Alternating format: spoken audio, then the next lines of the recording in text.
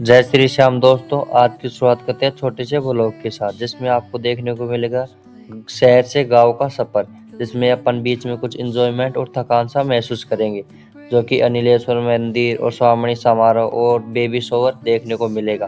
तो आज सुबह अपन करने लग जाते हैं घर जाने की तैयारी। उसी टाइम आ जाता है चाचा का कॉल, क्योंकि मैं जाने वाला था चाचा के साथ पहले चोमू। चोमू है बुआ जी के स्वामणी।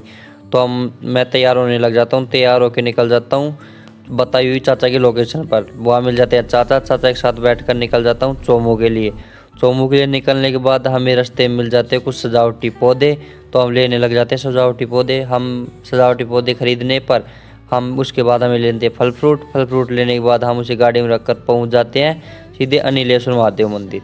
महादेव मंदिर पहुंचने पर हम दर्शन करने के बाद हम बैठ जाते हैं वहीं मंदिर में। थोड़ी देर मंदिर में बैठने के बाद हमें लग जाती है थोड़ी सी भूख और थोड़ी सी थकान सी महसूस। तो हम नज़दीकी कोई होटल देखने लग जाते हैं। तो होटल देखने के बाद हमें एक होटल मिल जाती है, फिर वहाँ पहुँच जाते हैं। वहाँ होटल को अच्छी तरीके से देखने के बाद वहाँ हमें रूम पड़ता है 3000 रुपये का। फिर हम ले लेते हैं वहाँ रूम। उस रूम का कराने चल जाए रजिस्ट्रेशन। रजिस्ट्रेशन करा के फिर हम आ जाते हैं उसकी चाबी लेने के लिए। हमें दे देते हैं चाबी, फिर हम मिल जाती है उसकी चाबी। हम चाबी लेके चले जाते हैं रूम के अंदर।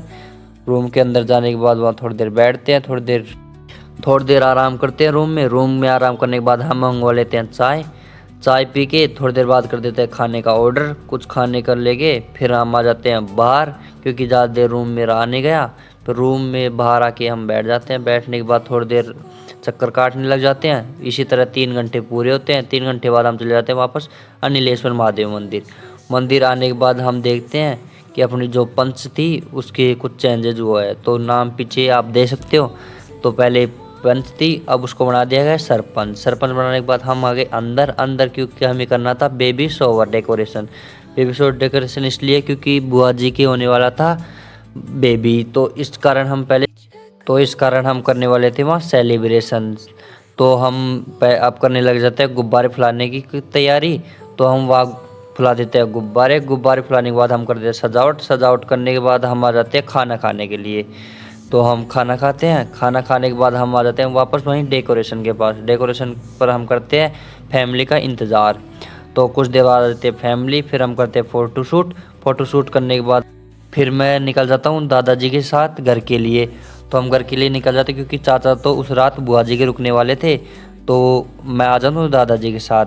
तो इस कारण हम लगभग 2 घंटे का सफ़र तय करने के बाद पहुँच जाते हैं घर। घर तो घर आने के बाद याद आता है कि अपने लाई गई थी 5 इलेक्ट्रिक स्कूटी, जो कि टेस्टिंग के लिए। तो हम उसका भी व्लॉग बनाने वाले थे। तो हम रात को ही 2 घंटे के लिए उस लगा देते हैं एक स्कूटी को चार्ज, क्योंकि हम सुबह करने वाले थे उसकी टेस्टिंग। तो हम देखेंगे कि एक बार चार्ज करने के बाद इलेक्ट्रिक स्कूटी कितने किलोमीटर चल सकती है। तो हम इसका भी व्लॉग आपको अगली वीडियो में देखने को मिलेगा। तो अपने चैनल को कर लेना सब्सक्राइब।